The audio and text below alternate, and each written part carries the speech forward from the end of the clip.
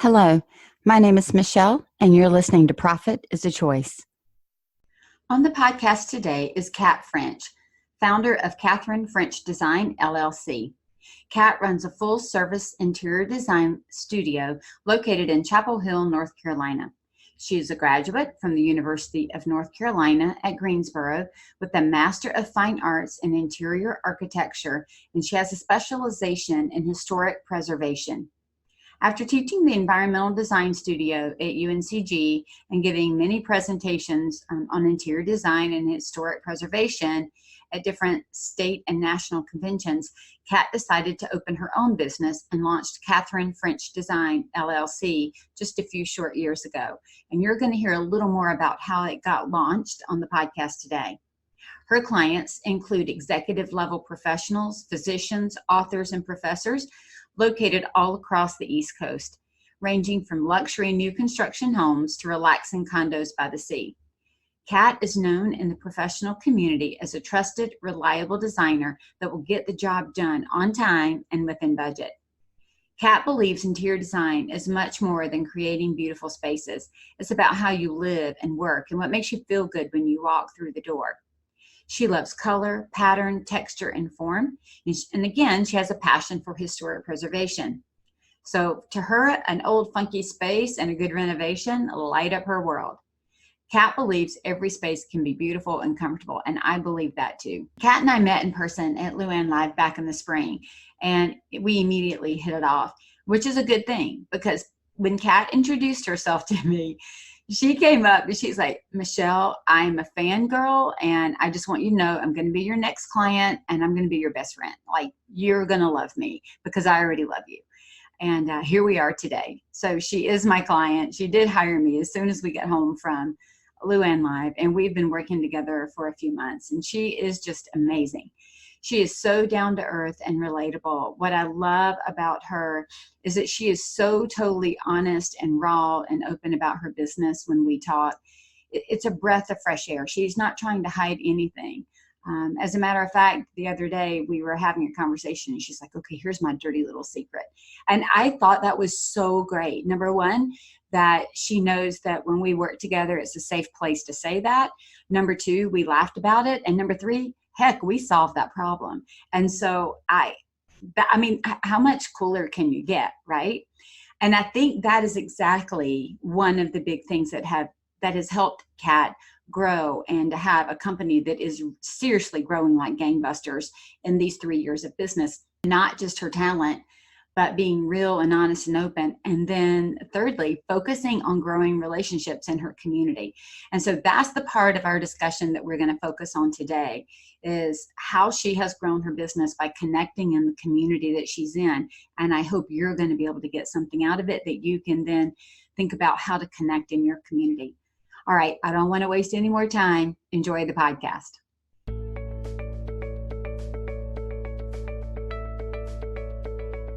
Every day, empowered entrepreneurs are taking ownership of their company financial health and enjoying the rewards of reduced stress and more creativity.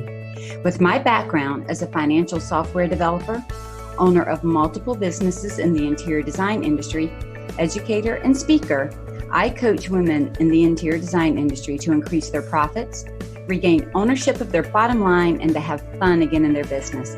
Welcome to Profit is a Choice. Hey, Kat, welcome to the podcast. Hi, how are you doing? I'm good. It's so good to have you here. Thank you. I'm really excited to be on today. I love your energy. So just for all the listeners who are tuning in with us, you and I officially met each other at Luann Live. Yes. And I'll never forget, you made a comment to me. You told me who you were. And I said, yeah, I had heard your name. And you're like, you've heard my name? And I'm like, yeah, I've heard your name because you've been on Luann's podcast. Yes. And then you said to me, I am a fangirl, and I think I'm going to be your new best friend. It's true. I have been following you since you were originally on Luann's podcast several years ago, actually. And I think I even gave you a shout out in the podcast with Luann because what you had said that day about knowing your numbers and understanding and planning for profit, was such a major light bulb for me. And I was listening to it on an airplane to Pittsburgh to meet with one of my original clients. We're doing his full house. And I had to play it again because I was just scribbling all these notes down, going, oh, that's what a piano, that's what about, oh, and I was going, I should probably have a different accountant, and so it was such an amazing day. And so I've been following you and kind of like hanging out and observing. Creeping on me, is that where you do? Exactly, and being like, is she who she says she is? Like, if I ever get to the point of hiring a business coach, like, would she be willing to work with me? I was just, anyway, so when I met you at Luann, I was just so excited because you were authentic. You sounded the same in real life as you did. And you talked the same, it was you. And so that was just so exciting. And I went, okay, yeah, that sounds good. Well, we can work together. We're good.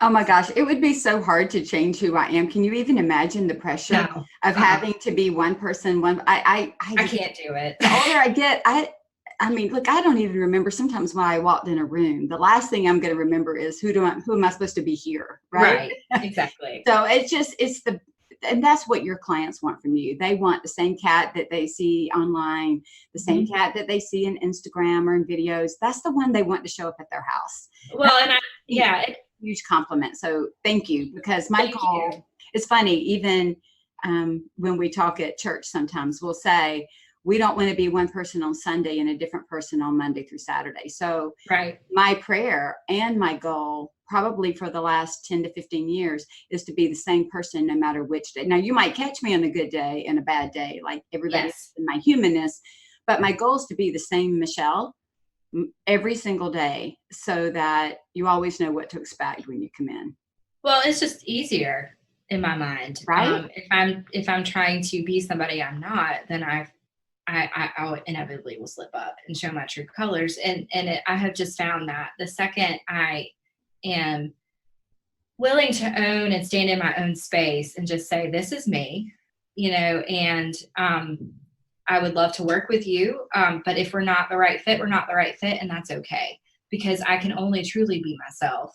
And if you allow me to be myself and we do work well together, then we can create something that's really wonderful and amazing. That's, probably going to, blow your socks off. But that's only and truly if that transparency and that authenticity is there, because I am going to want to know who the real person is that I am sitting and talking to. Like, that's just that I also have a hard time working with the layers. I need to know. I just need to get down to the core pretty quick. And I'm open. To me, it's the diversity is what's so wonderful and amazing about it. I don't want to hang out with people who are just like me, because that would get boring pretty quick. Yeah, it would. But you know what? The younger we are, and I'm not even just talking, I guess maybe age to some degree, but even with experience in our jobs, right? The younger maybe years we have, but the faster that we can learn to really own who we are and what we do and what we do really well and how we do it. Kind of our, I know a lot of people hate the phrase, but what is your secret sauce? What is your process? What is your secret system? Whatever it is that makes you you. And that's why even in my coaching, and you and I've talked about this, because you are now my fangirl, you're my new BFF, and we are coaching together. We are totally working together. We're totally together. Yes. But one of the things that we started off in that first conversation is, I'm not here to make Cat French design look like somebody else's design. I'm here to make it look like you. I'm helping you to bring out more of you in your business. And so that's the same thing you're doing with the homeowner or the business that you're working with to collaborate for their space.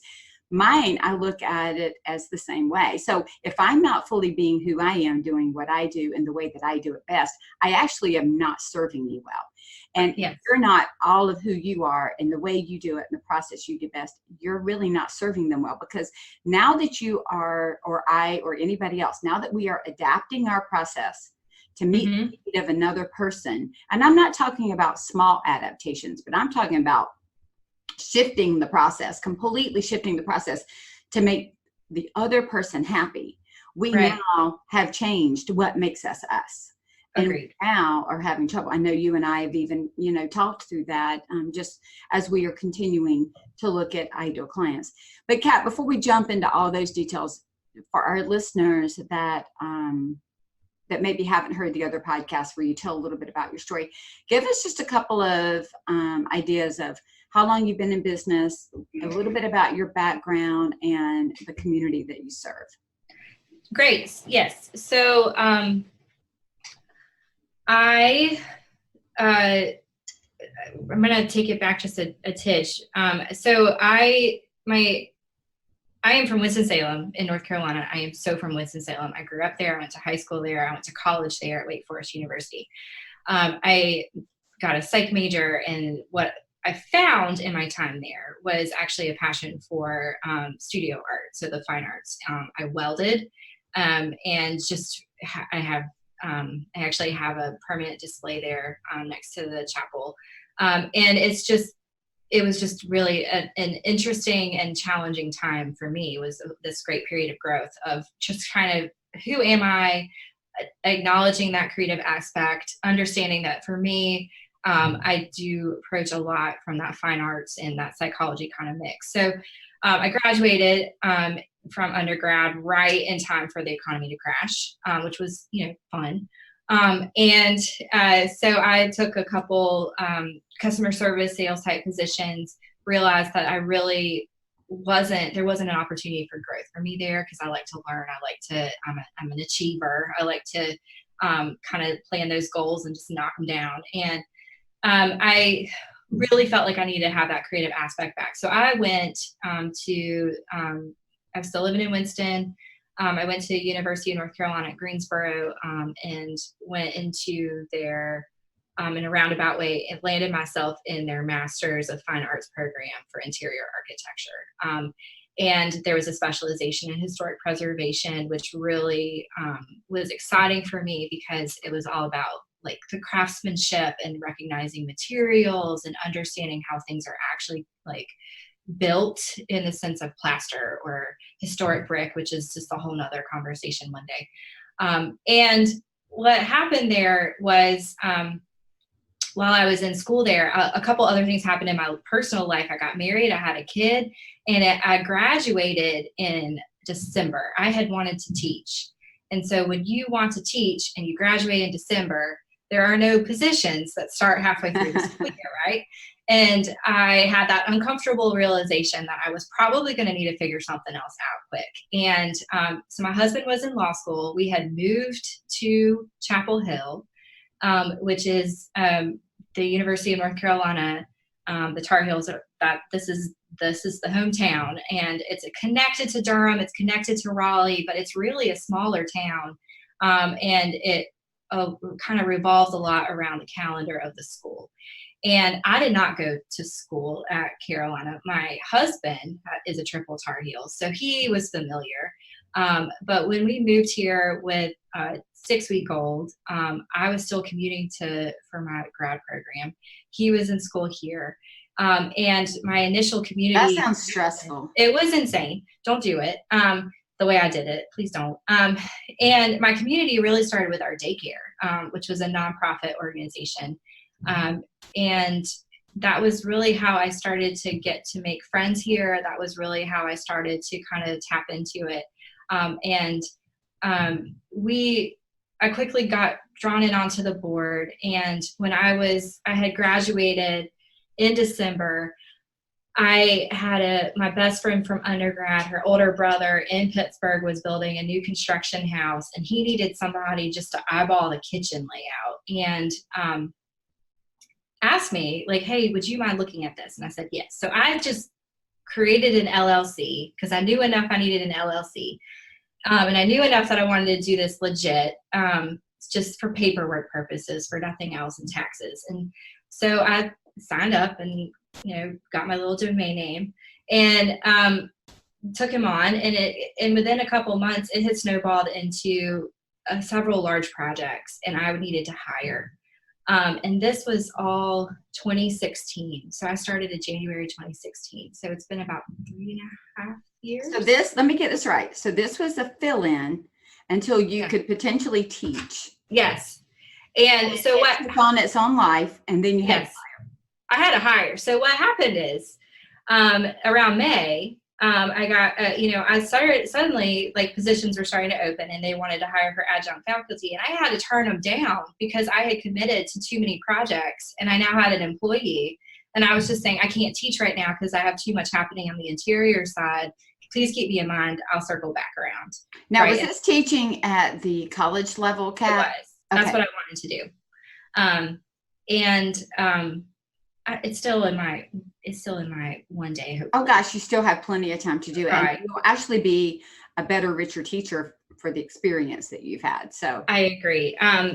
So anyway, so that's kind of how the company got started. Was I just accepted a job and then it just kind of snowballed. But it's all about connections. It's all about saying, yes, I'm willing. Yes, I think we can do that. The daycare turned into we needed to redesign the playground. We moved spaces. So I had the time. I had a little extra spare time. So I helped lay that out and I helped kind of map that out. And then, which then turned into, like, the following year when we needed to renovate. Suddenly I had that, it was just, of course, Kat's going to help us figure that part out.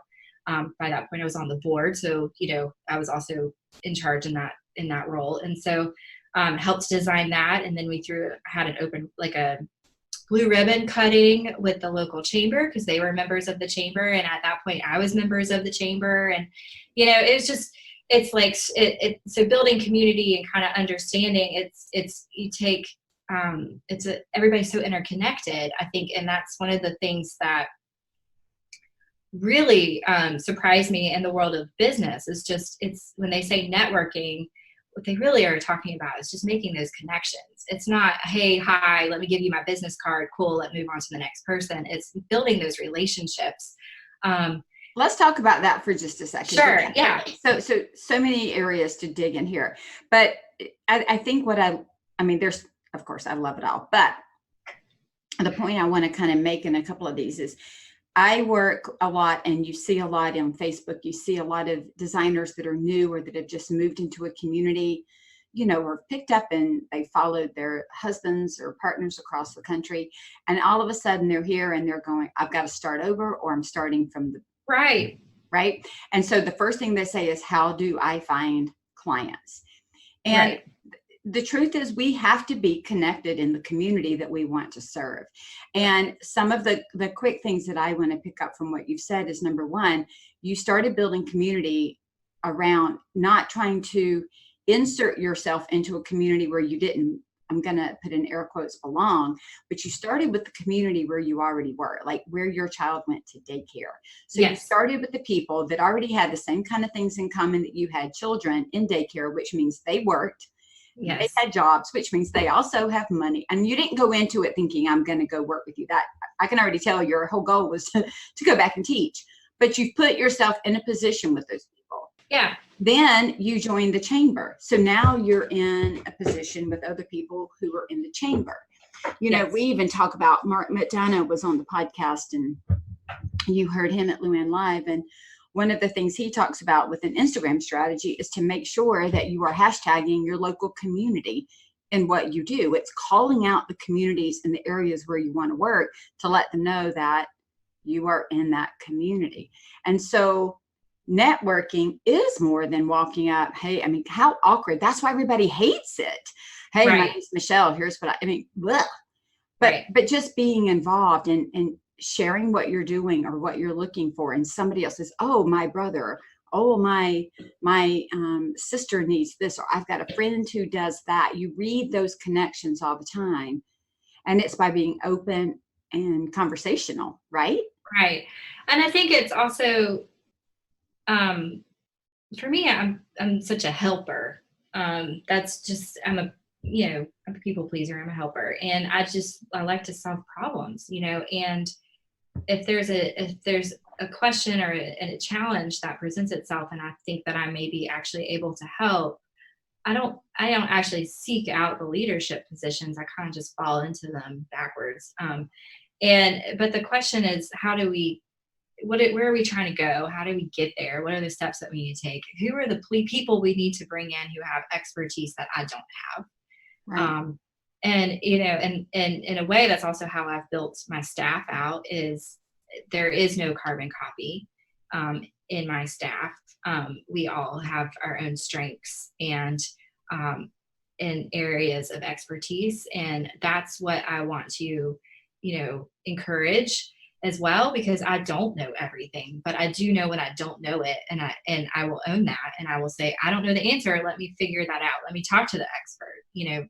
I feel like in many ways that's my job, is to understand what are the questions that we need to have answered, and who do we need to go talk to get that answered.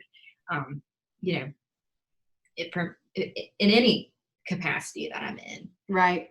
Now, okay, so I know that you had a lot of formal training. Yes. In design and architecture and fine arts and all those things.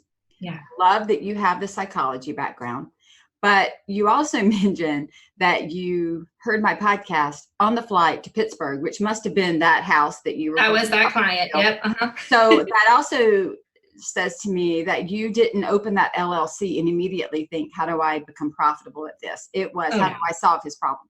So talk to me about your understanding, because I do think this is an interesting dynamic, as we have super smart people coming out of college with these super smart degrees, start these businesses. And and I get it. The thought is about, how do I serve? How do I work within my passion? How do I be creative and do this? And it's not always with this, and oh, by the way, how do I become profitable early on instead of later? So you didn't come out with that idea, but you caught it pretty quickly when you were on the flight and heard the podcast. So what had happened is we had to eat. We had to pay rent. You were hungry. I had a small child. He was around 1, and my husband was in the middle of law school, and he's not working. And we needed to pay our bills. And so I realized pretty quickly that I needed to figure out how to make sure that I was making money. And then when I hired, I realized that I also needed to make sure that I could pay my person first, but I still needed to bring in money, and we had talked about, my husband and I talked about, and I realized that this was a thing that was growing and was something that we needed to invest in, or at least how long were we willing to take that ride? And I had, I wasn't saying years, I said months. Like, if I can't in a few months, if I'm not bringing in enough money to at least cover the basics, then, we're going to have to figure something else out. Luckily, I shouldn't say just luckily, but I mapped it out. I said, okay, how much do we need to make in order to pay our bills? Okay. And this was like, on the back of a napkin. How much do we need to make just to pay our rent and our food and just the basics for our household? Okay. So then how many hours do I need to be billing so that way I can bring in that amount of money? Right. Right. And, so I think, and that's kind of where I started. And then when I heard your podcast interview, it occurred to me that, this is a whole nother level up. There's a little bit more to it. That's a great starting point though, Kat, because I'm amazed. I'm actually shocked at the business owners who call me and they want to get started. And the first question I ask them is, how much salary do you need to make? What do you need to make? And they say, I don't know. We need to know how much we need to bring into our family or in our home. We have to have an idea. We would never go out and try to get a job in any other sector without having an idea of the salary that's commensurate with the work that we do. We just wouldn't do it. Right. And so just even starting there is good. I do want to let everybody know I have another podcast that I'll link in the show notes on backwards financials. Tracy Taylor came in and we did all of her financials backwards. And so it is a similar process to what Kat is saying that she did. So I'll put that in the show notes. So you started with that, which is a great start to at least even realize that just our really billing might be enough to cover some of those. Then you have to add in, of course, the expenses. And then there is all the other pieces and parts that go with it. Right. But you started getting some of that figured out, even sitting in a seat on a plane. Yeah. So it was good that I listened to that, because after I heard your podcast, fast forward about a month or two, and suddenly we're hiring again, but this time we're hiring and we are no longer, I had one person and that one person fit in my spare bedroom at my townhouse that we were renting. But by the time I was getting two, there was no space in that townhouse that we were renting. And so suddenly I'm now thinking, okay, now I've got employees. We need to now add in rent. We need to add in, and they just grew fast. It exploded, really. Yes. And it continues to this day. We're growing quickly. And so the key is making sure that I am still making time to stop and be intentional about what it is that we're doing. And then I'm understanding, okay, the nuances of, if I add another person, that's another line item on payroll. How does that then impact billing? Is there going to be enough tasks to offset that? Can we reshuffle?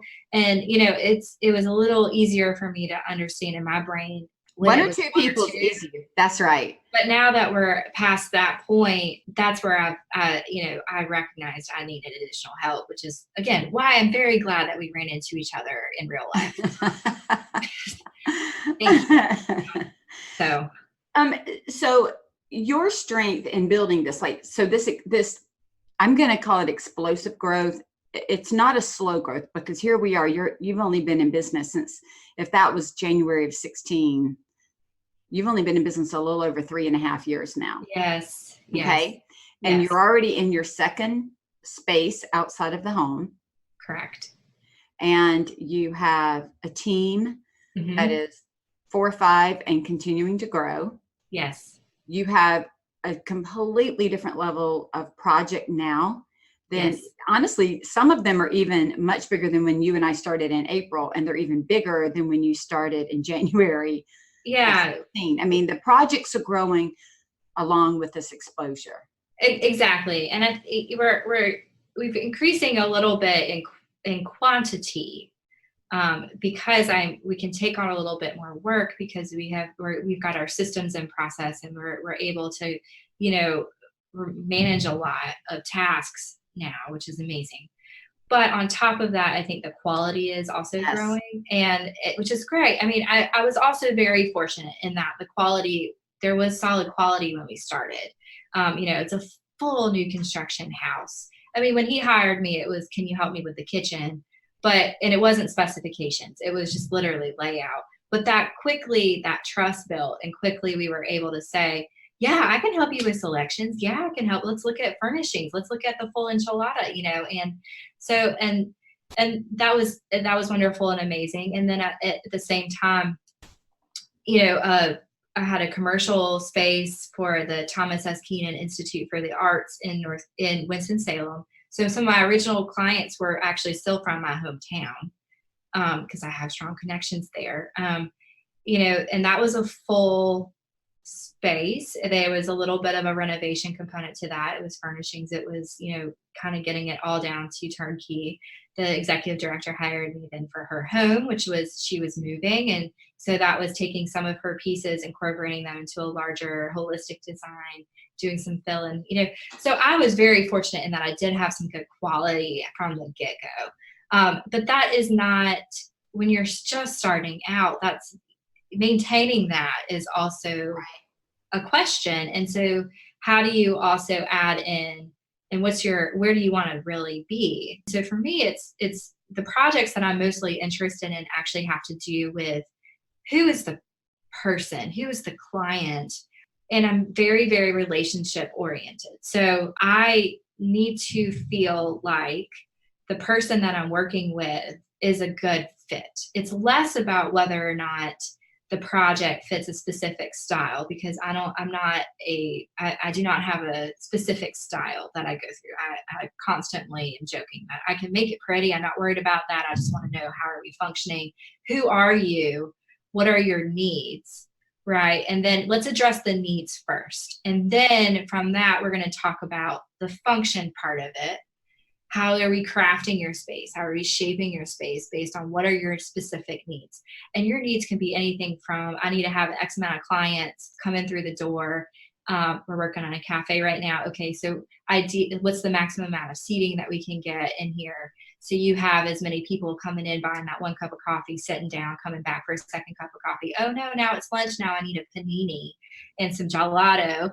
And oh, great. Okay, well, I just spent the whole day here. Now I'm going to have some wine, right? Like that is multiple transactions from one customer, one point of sale, to the residential side. We have a client recently we wrapped up for. Who she lives by her house. In her house, she's an empty nester. Her house is not large, but by any means, but she will frequently host 65 to 75 people in her house for a party, which I'm an introvert. And that really, looked at her and I was like, what? And she goes, Kat, for me, having a room full of strangers just means it's a whole new room full of brand new friends that I haven't met yet. And I was going, okay, remember that, and so that type of dynamic is totally different than, the person who says, I have one child and we like to play games at night and we want to have a different environment. And so I'm looking at spaces in that sense, and really understanding who is my client, building that relationship. How do they want to live their best life? And then what is their aesthetic happy place? Are they love curves? Do they love, straight lines? What do we need? Where do we need to take it from there? I think too, if you go back, a couple of things that I know about you. Number one, you shared with us that you have a psychology degree. Yes. That immediately makes you think about people and how they think and how they think and what excites them or depresses them, right? All that type of element that goes into design. But I also know, because I had you do Strengths Finder, which I am like a cheerleader for, and everybody knows that. And yes, I'll link the other podcast with Darren Versami on Strengths Finder. Yes. And do you have your top 5? Yes. Did you just pull them? So I did. Tell us your top 5. So my number 1 is empathy, followed by achiever, developer, ideation, and then strategic. Okay. And so we know we should be able to hear every one of those. Ideation's coming up with ideas. Strategic, you're not just jumping in and making it pretty. You're thinking about this whole thing. We know you're an achiever. You get things done. We know this. In empathy, you take on their issue as if it's your issue. Yes. That's how I lead. You lead. You feel very deeply there, which also is funny because some people listening to this podcast from the beginning may have thought that you were an extrovert. Oh no. And some people think that about you because of the way that you build relationships and build community and are in community. Their immediate thought is, well, if you are that community focused or that people focused, you must be an extrovert, but you're not. No. You're much more introverted. But with the empathy, with the psychology, with the strategy, all of that allows you to kind of step into the space of the other person. Think about what they need and what they're doing, whether it's the chamber, whether it's the gym next door to you, whether it's the coffee shop, whether it's the homeowner, the empty nester. You literally are able to put yourself in their position. Right. And I ask a lot of questions. So a lot of, I hear a lot of chatter right now about what goes into your initial consultation, right? So my initial consultation, we've got a process and system in place just to make sure that we're the right fit for you before we even get to your space. So by the time I'm there, we're just testing each other out, trying to make sure we really are going to work well together, right? I'm here to understand what are your pain points. I want to see your space. I've got to be in your space to kind of get a feel for it. But more importantly, to me, it's a conversation. And I say, we're starting with a listening. For today, I want you to walk around and I want you to talk about your space. I'm going to ask you questions because I want to hear from you what is happening in your space that you are enjoying, but what are the things that are not quite working for you? Because we can fix a lot. Right. But I'm not a walk into your space top down model kind of gal that stresses me out. I want to come in and I want to hear from you. What's working, what's not working. Let's address what we can based on a function viewpoint. And then we can layer. based on that, we can layer in the pretty. Yeah, You know? right. And it's going to be pretty, but Right. I'm not worried about that at the beginning. Well, and it's interesting. I know that you listened to the recent podcast that Monique Becker was on, talking about the psychology of design. Yeah. And, you know, it's one of those things where you definitely are going in with a little bit different bent. You're not going in, and there is nothing wrong with the pretty, but I love how you said, I can make it pretty. Like, I'm super confident that we can make it pretty, but we have to make it function, and it has to meet the need of the family or of the user of the space. Right. Yeah. And I was going to say, I think that's also what has helped you build this place in your community, because you're someone who comes in and understands and listens versus coming in like a bull in a china shop, telling them how it's going to be. I think there is a huge piece. I don't know why I can't remember who said it today, but it says, seek first to understand, then to be understood. Yes. So instead of coming in going, all right, I've got an idea, I've been thinking about it, here's what we're going to do, you're going, help me understand who you are, what you like, what you don't, how you use the space, what's working, what's not working, what would you change, what do you like? Now let's build something together. 100%. I think it's that buy-in at the individual level that then also gets you buy-in in the community level, because when people share your name, they're like, you've got to work with Kat, because she and her team, they come in and actually help you create a space you want, not the space they want. Right. I think that's key.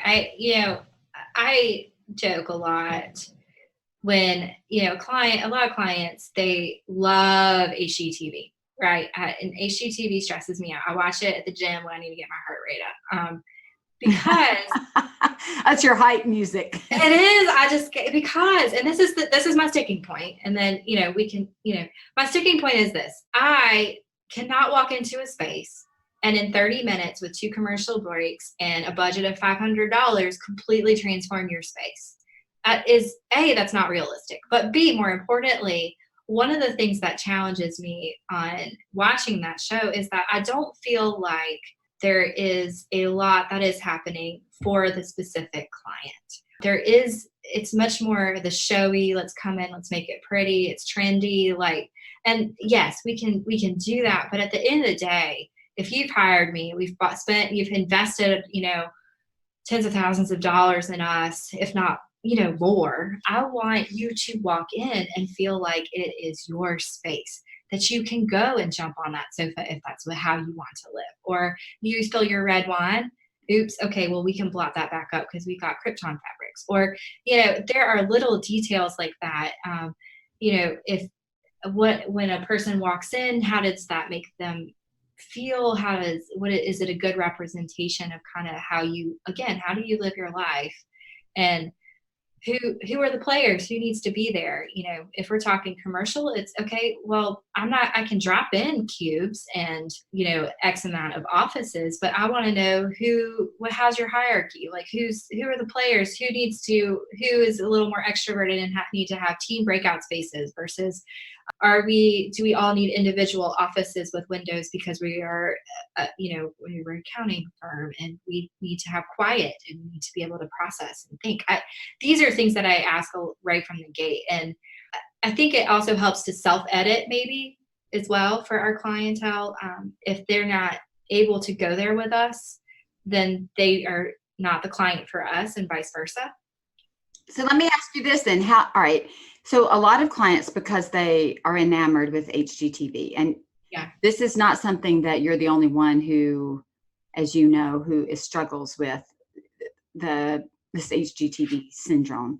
And it's done a lot for design. So there's some really great things that it's done, but there's, it's created an awareness. It's created an idea that things don't have to be the same as they've been for the last 30 years. So we'll give it some high fives for that. But it also has, like you said, I love it. I cannot come in 30 minutes with 2 commercial breaks and $500, make your space look like that's not happening, right? Okay. So you've got clients that maybe that has been some of their introduction to design. Yes. And so their expectation, their ideas of what's going to happen, how it's going to happen, they're going to have a 3D model and it's going to show them walking through whatever the crazy is that they have in their mind is going to show up in their home. I know you have a process that you do some talking before you get there. You do some weeding in and weeding out.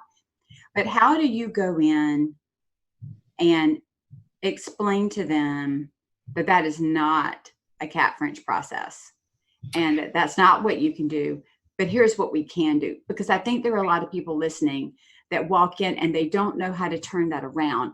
And there's this fear, right, of if I really tell you how long it's going to take and I really tell you how much it's going to take, you're going to run away. But we have to be super honest, because we've missed expectations and we've created a scenario that's not going to work.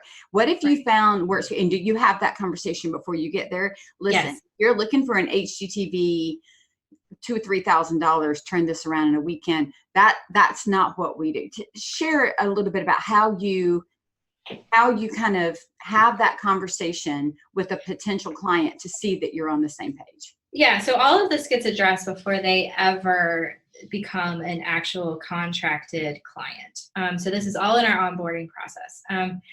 What happens is we get an inquiry, somebody saying, I need help with this, or can you help with that? We will, if they give us a call, we get enough information from them, kind of understand the general gist of what it is that they're looking for. But in order for us to even move forward, we send them an email. And it has in our email a welcome packet, and the welcome packet lists out a general overview of our process. Like, how do we get you from point A to point B? In there we talk about, custom furnishings can take up to 12 weeks. This is exactly all the steps that we take. Like, this is how you go from having an idea in your brain, and we work you all the way through, right? And so they get a welcome packet. They also have a general questionnaire. And in their general questionnaire, they fill out, aesthetic decisions and and project address. But more importantly, in that questionnaire, we're asking some of our general open function questions, like who are the members of your family? Or, we have a business one, that talks about what are the goals of your business, or why are you electing to do this right now? I want to know all of that before we have that initial phone conversation.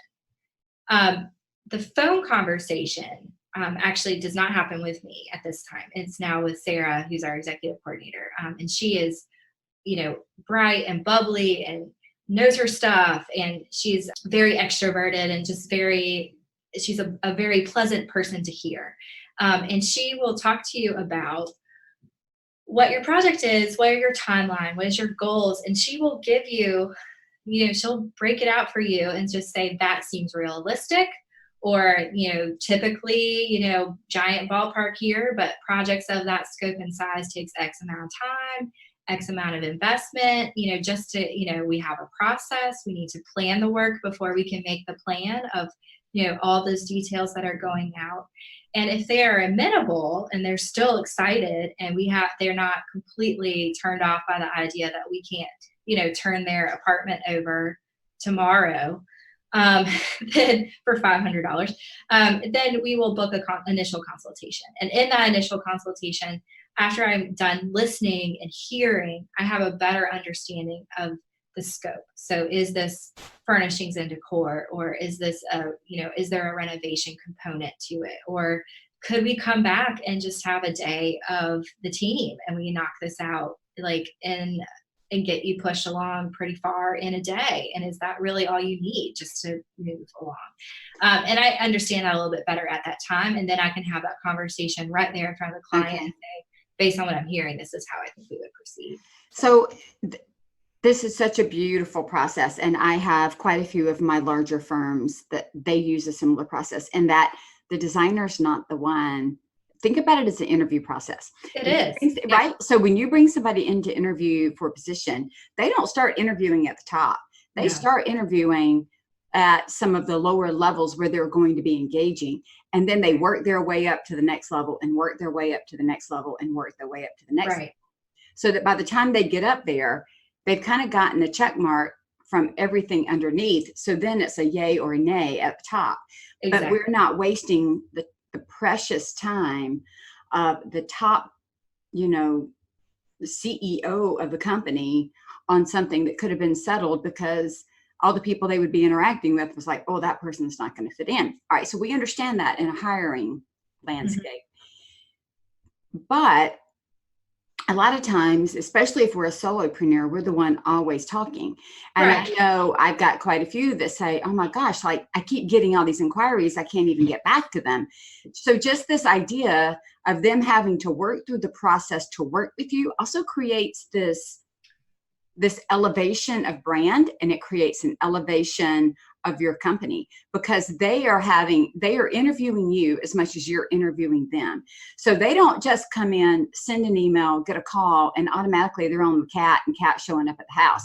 They're going through a process. So if they can't even hang through the process, if they don't turn in their documentation, if they don't answer, dude, you're out of here. Like if you can't follow the process to fill in the form on what color do you like, you are not going to make a quick decision on what dishwasher we're going to use in the kitchen. Like you're going to have a problem here. That is 100% accurate. And we say that we're like, if you can't, if a person cannot take the time to fill out our questionnaire, then they're never going to take the time to actually answer any follow-up questions. Therefore, we're not going to be the right firm for you because our process has a lot of exploratory factors in the very beginning. The other thing that happens is, and this was not true when we first, when we first started, but it is a place where we are now, is that even if you want a consultation, the earliest we could see you is several weeks out because we are booked. Just the day-to-day is booked so solid that we are planning and scheduling several weeks out just to be able to fit you in. And that's not even when we can start your project. So you have to be willing to understand that we are a busy firm and that we want to make sure that we are giving every project the time and attention that it deserves.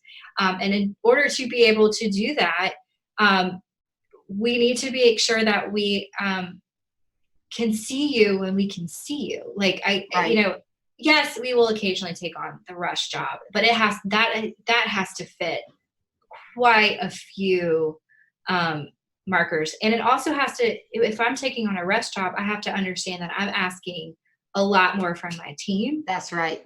And that we as a team, it costs a lot more, and our team has to be willing to take it on, And so those are things I'm balancing because, at the end of the day, my job now is I'm keeping clients happy, but I'm also making sure that my team still loves me and wants to come to work for me. So that is important. That is important. Because I can't do it without them at this point. That's right.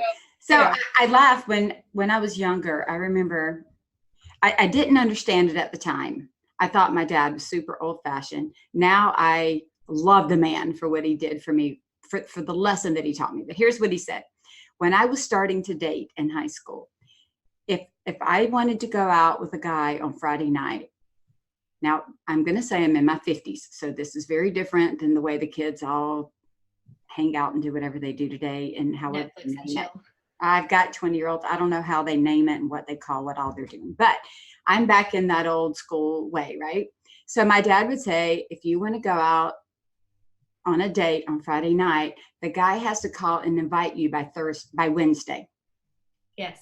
If he does not invite you by Wednesday or ask you out by Wednesday, you can't go out with him on Friday. Now I could, in a moment's notice, go out with my girlfriends. Right. They could call me and 10 minutes later I could be in the car for them. But his comment to me was, you should never be too available. Agreed. So if I wanted to go out on Saturday, they had to ask by Thursday. Because Daddy's thing was, if anybody who calls you at the last minute on a Thursday or Friday to go out, you were not their first choice. Agreed. So you need to wait to be somebody's first choice. Right. And I was frustrated, and I thought that he was hampering my dating game, and you are just causing me angst, man. And now I look at it, what he was doing was he was saying, you don't have to always be available. You don't have to always say yes. Even if you don't have plans, they don't need to know that. What they need to know is that you're sought after. What they need to know is that you're worth waiting for, you're worth planning for, you're worth being intentional about. That's what he was trying to explain to me. I mean, he had a whole lot of other things, like they had to open the door. They had to, there were all these other respect things that he put into place for me that as a girl, I kept saying, I don't get. Now I completely get them. But if you take that and move it into business, if somebody calls you and you jump for every single person that calls every single time, it looks like you don't have enough work because you're able to just jump on a moment's notice.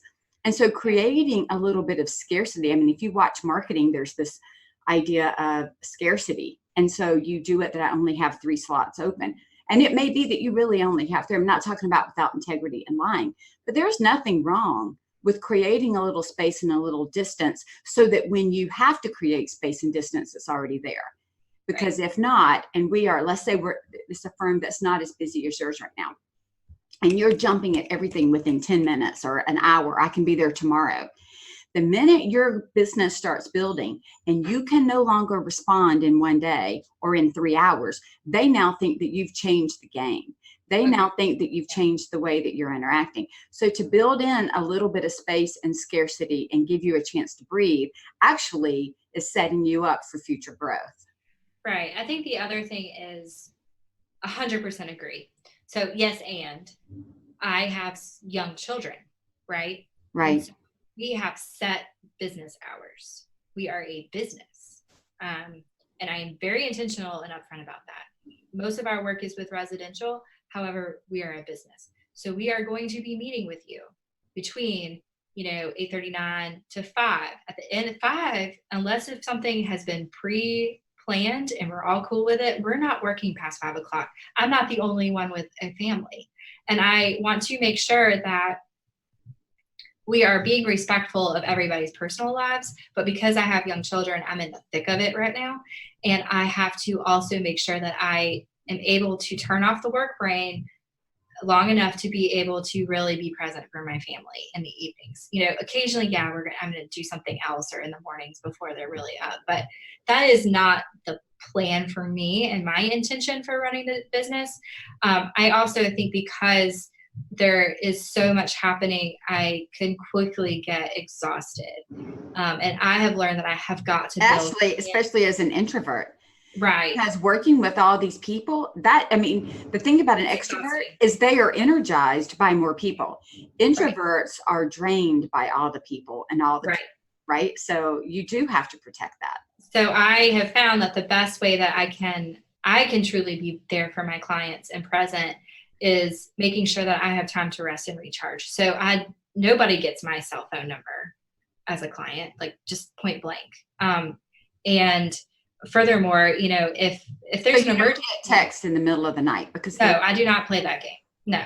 Yeah. And even if you did, I will only respond if there's an emergency, and we have to and we are really strict about what constitutes an emergency.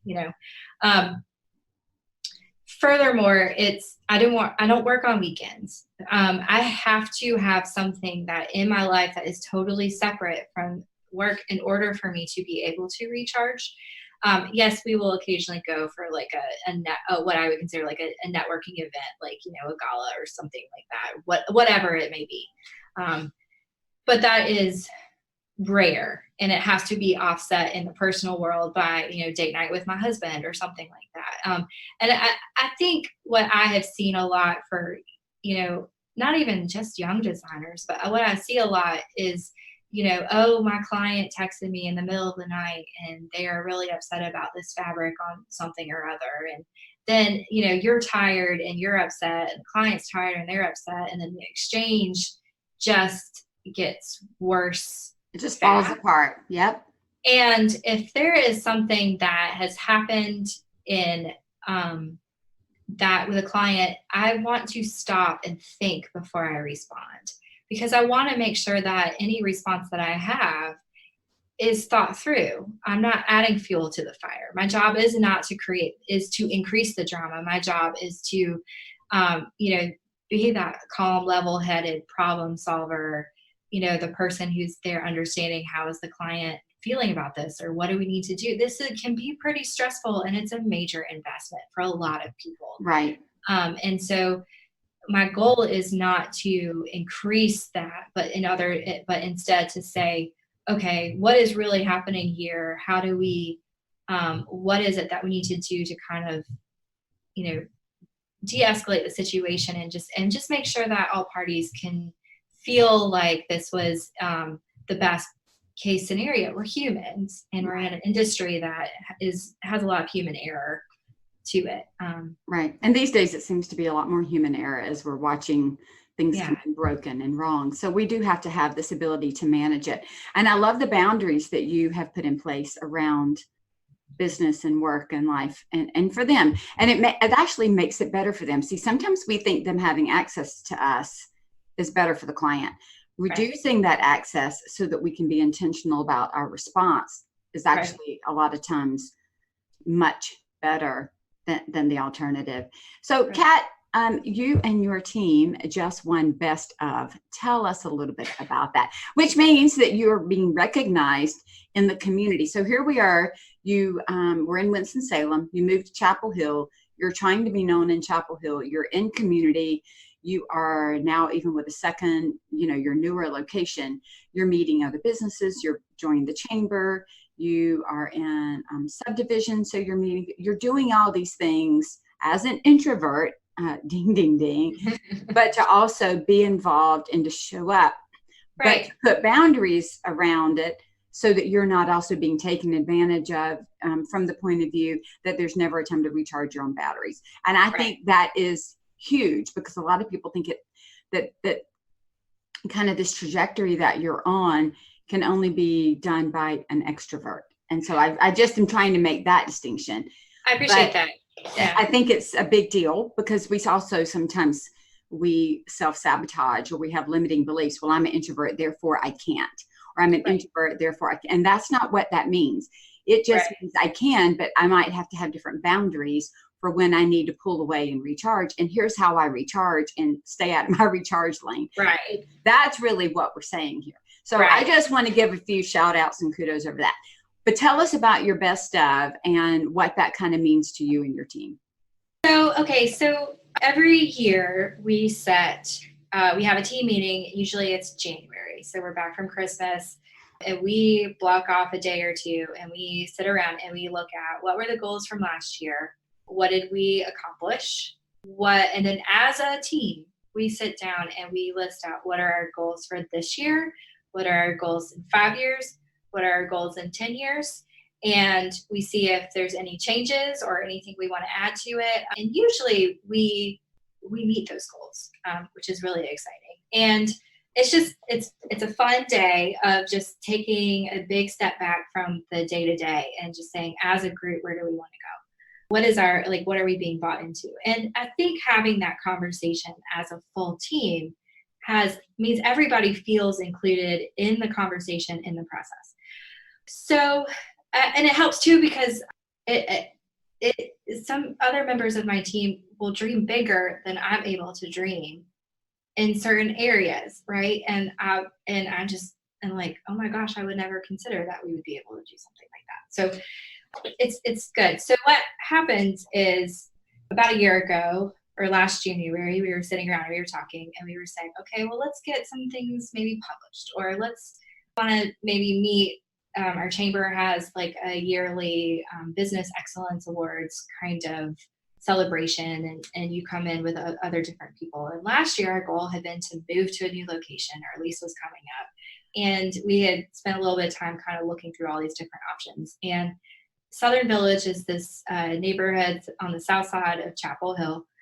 That's the southern part. And it's one of those mixed use communities. So it has a lot of really nice residential surrounded kind of this little Market Street core. There's some restaurants and a gym and a little movie theater. And so it's very walkable. It's located on a lot of the public transportation lines. It's next to the hospital and the university. And a space came up, it opened in there, and we jumped on it. And I didn't realize, I think, the impact of being within such a small little community was going to have for us as a business. I just knew that the price seemed great. The location was awesome. It kind of gave us a little bit more visibility in the community. It wasn't until we were here that I realized that the community itself takes care of the people small businesses here as well. And they do a lot of self-promotion as well with those businesses. We also decided, we had also been on the list for forever to host a business after hours event with our local chamber. And that had been on the books for March. So we threw a blue ribbon cutting party for our new space like the previous month. And then the following, and after, then we had our big open house celebration with a lot of the different business leaders come in, and it's just a really fun event. Like a different business will host every month, and there's usually food and drinks and a raffle, and it's awesome. And then the following month we found out that we were a finalist for the Business Excellence Awards in the micro business realm. So what has happened is like this little snowball effect of we're now hitting top of mind, right? And around that time, the local magazine here, the Chapel Hill magazine, had put out kind of here, readers get to kind of nominate and vote on who are the best of in each category. And we didn't even, this is an awful thing to admit, but we didn't even really promote this. I think we put it out once on Facebook and just said, hey, we got nominated, please vote for us here. So I was completely floored when I realized, like when they came back and said, oh, hey, by the way, y'all won. And I was like, what? And, and so that announcement just came out this past month. And that's been very exciting, honestly, because I guess I just wasn't paying attention maybe, but it just was one of those local things that has really, everybody else really reads it. Right. So your target market's hanging out. And I'm just like, oh, duh, Kat. But it's been really cool because now, all our little ads in the magazine have the little best of sticker. And there's a lot of client chatter about that. There's a lot of business to business chatter about that. It's like a badge of honor in our neighborhood, in our small community. If you get it, you promote it. And I was completely floored because a lot of times I'm in here just thinking, what do we like making those community connections, but working on client projects and talking and meeting client needs. I'm not thinking, oh my gosh, I need to get this award or whatever it is. But to know that the community, we've now made our name known well enough in the community that we were able to achieve that kind of level of recognition that's really so cool. Because that had been on our list of things that we wanted to hit. It wasn't necessarily something that I was laser focused in on, but it was one of those moments of, if you take those little steps and you place one step after another, it kind of builds on itself. Yeah. It's like you said, it's the snowball effect. You don't just work outside with this great big award. It's doing each step. Right. And I even, appreciate the fact that you mentioned that there wasn't a laser focus. So you also didn't plan on it so hard that you would have then felt completely crushed and let down and like you were a horrible business if it didn't happen. So you didn't put all of your worth and value in achieving that. No. Or your identity of the business in that. It was, right. This is an additional accolade on top of the good work that we're already doing, because we're already a firm that is very busy, that has already have a lot of word of mouth buzz and referrals and everything else. Exactly. So, yeah. That's awesome. So Kat, what are you and your team doing? And what is your next big goal in the business? That's a good question. We are currently in phase of growth, which is, ironic to say, because I feel like we're constantly in a phase of growth, but every time I think we're hitting that plateau, I say something out loud. I just need to learn to not, because I get hit on the head with a 2x4 with the next thing. But I think what we're trying to do right now is really make strong connections in our community and grow those relationships. Would it be lovely to be a nationally recognized interior designer? Great. Yes, that would be awesome. And yes, I'm not saying that's not eventually on the plan. But right now, what we're really trying to do is work through this level of, like, what I would consider this next level of success, and maintain it, and really kind of grow these relationships and continue. We're starting to get we're starting to get repeat clients, repeat jobs, or like referrals. We have quite a few clients right now who are, we wrapped up one project and their best friend is like, no, I know you keep coming over to hang out in my space. You just need to hire her so she can do your space so you will hang out in your own space. Like, we love you, but also stay home. Like, she's worth it. And so we're starting to get some of that. And so that's just really exciting. And I kind of want to follow that little rabbit trail for a little while. I like that.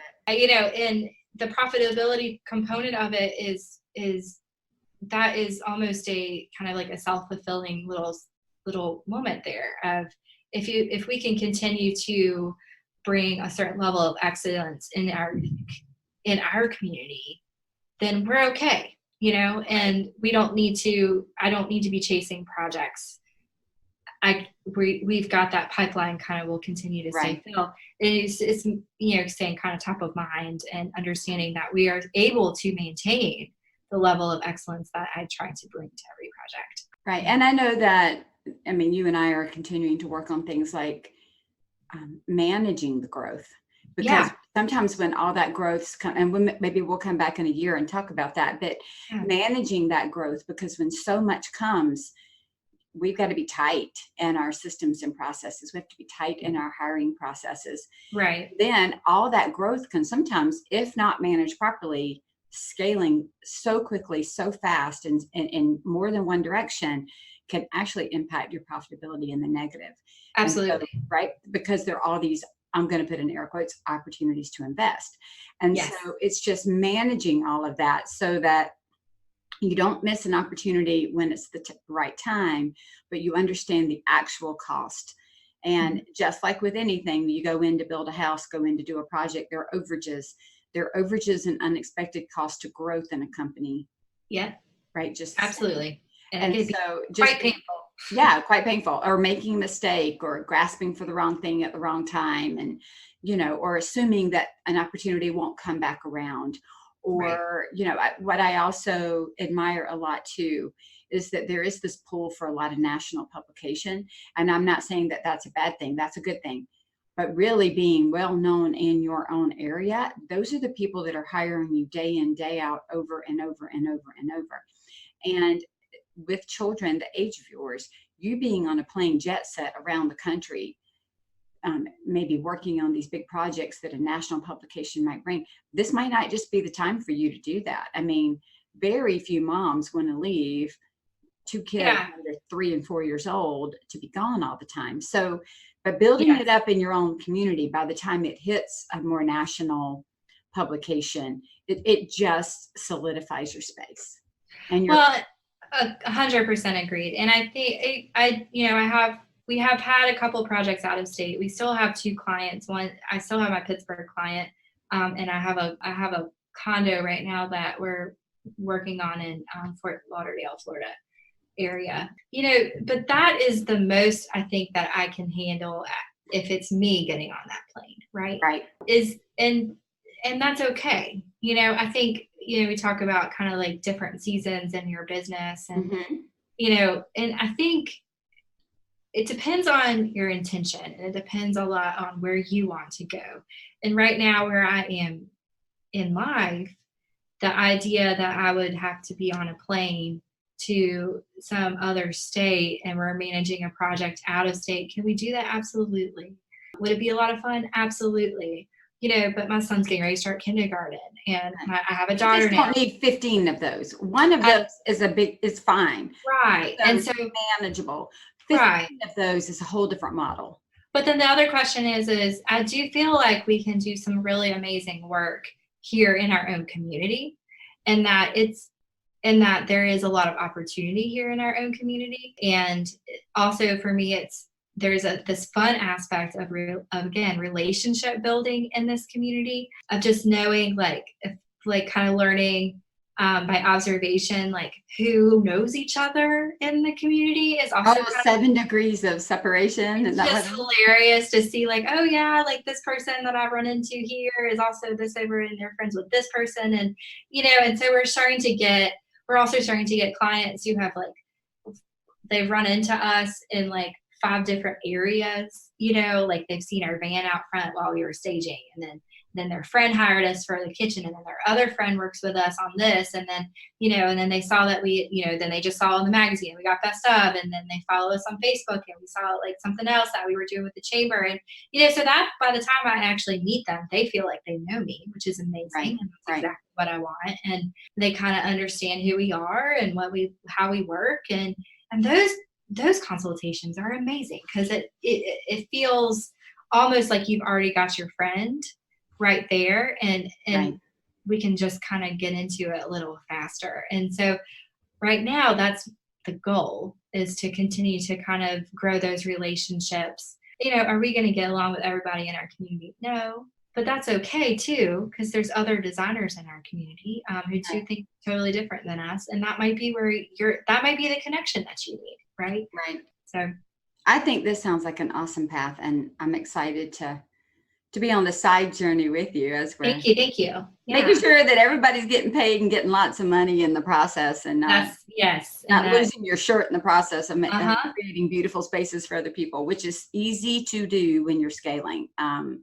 But you're doing it really well and with intent. And I love how you're really focusing on your community and thinking about community as your employees, and then thinking about community as your clients, and then thinking about community in the larger sense. I mean, I really like how you have looked at all of that.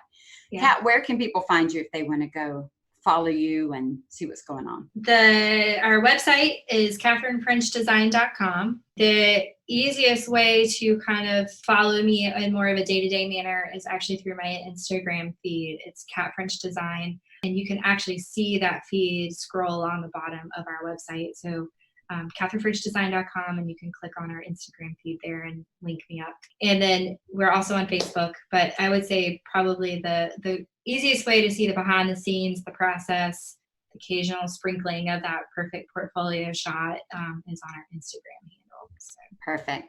Well, thank you so much for taking the time today to talk to us. And I really love digging into community, really talking about the difference between introvert and extrovert, kind of bursting the bubble on the fact that you don't have to be an extrovert to be involved in community. Oh, no. It is helpful, though, if you have an extroverted sidekick. On your team. Like maybe we need a Sarah, a bubbly, happy Sarah on our team. Definitely need a Sarah. We need a Sarah. But you could do it. You can do it. So thank you for that encouragement for everybody. Absolutely. Thank you. Have a good day. Thank you. I'm so thankful to Kat for joining us today. Isn't she amazing? Community, connection, it really does matter. I've created the Designers Inner Circle to do the same thing for those companies that I am working with and supporting. The Designers Inner Circle is a place to be coached and advised by me and my team, meet with your peers on the same journey, and learn how to grow your business with actionable steps to move the dial forward on a business that you want to have, all by choice, because we know profit doesn't happen by accident. And you can get all the details at scarletthreadconsulting.com. Thanks. Have a great day.